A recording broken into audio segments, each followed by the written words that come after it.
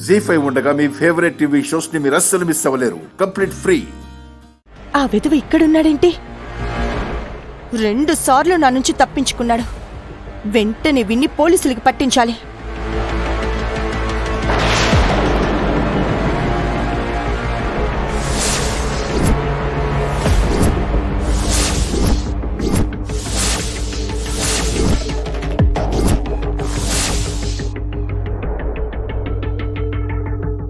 నిన్నింటి దగ్గర లాక్ చేయించాను కదా, నువ్వెలా వచ్చావు?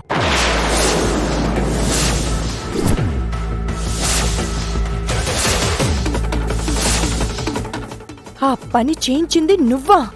నేనే. ఎందుకు చేయించావు? నేనిక్కడికి రాకుండా ఉండడానికి ఎందుకు ప్లాన్ చేశావు? నేనిక్కడికొస్తే నీకొచ్చే నష్టమేంటి? చెప్పరా చెప్పరా చెప్పు.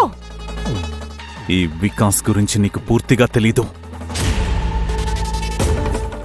నా జోలికి రావద్దు.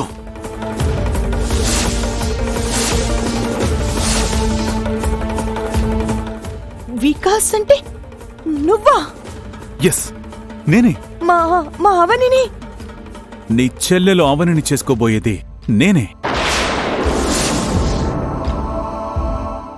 నీలాంటి దుర్మార్గుడితో నా చెల్లెలి పెళ్లి ఎందుకు జరగనిస్తాన్రా? నిన్ను వెంటనే పోలీసులకు పట్టిస్తాను. నువ్వు నన్ను యాక్సిడెంట్ చేసిన దగ్గర నుంచి ప్రతి విషయం చెప్పేస్తాను.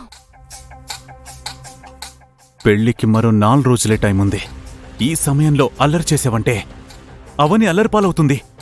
ఇంత పెద్ద నిజం తెలిసిన తర్వాత కూడా నీతో నా చెల్లెలి పెళ్లి ఎలా జరగనిస్తాన్రా?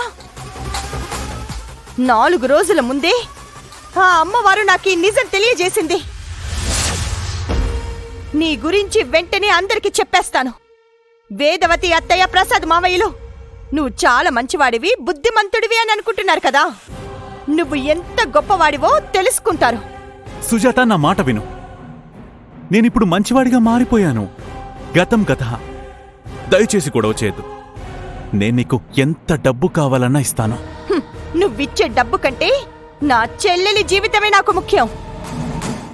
నీ చెల్లెల్ని దుబాయ్కి మహారాణిని చేస్తాను. ఇంకేం కావాలి నీకు? నా చెల్లెలు పేదింట్లో పుట్టిన మహారాణేరా. అది కాక నా చెల్లెలికి ముందే ఈరోజు అన్ని విషయాలు బయటపడతాయిలేరా. రా. మంచితనంతో చెప్పినప్పుడు వినకపోతే వికాస్లో దాగున్న అపరిచితుడు బయటికొస్తాడు. నువ్వు ఈ భూమి మీదే లేకుండా చేస్తాడు. ఆఖరి శ్వాస తీసుకునే లోపైనా నీ గురించి చెప్పే చేస్తాన్రా. ఇన్ని రోజులు వికాస్ అంటే ఎవడు అనుకున్నాను. రారా రారా రా.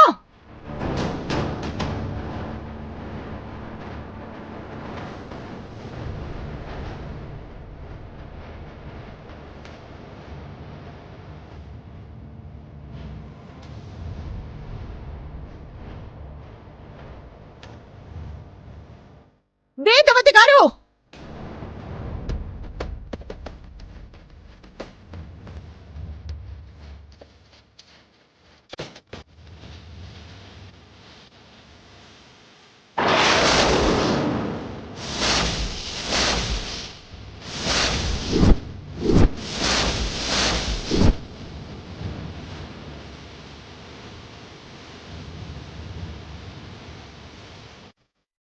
అరే వికాస్,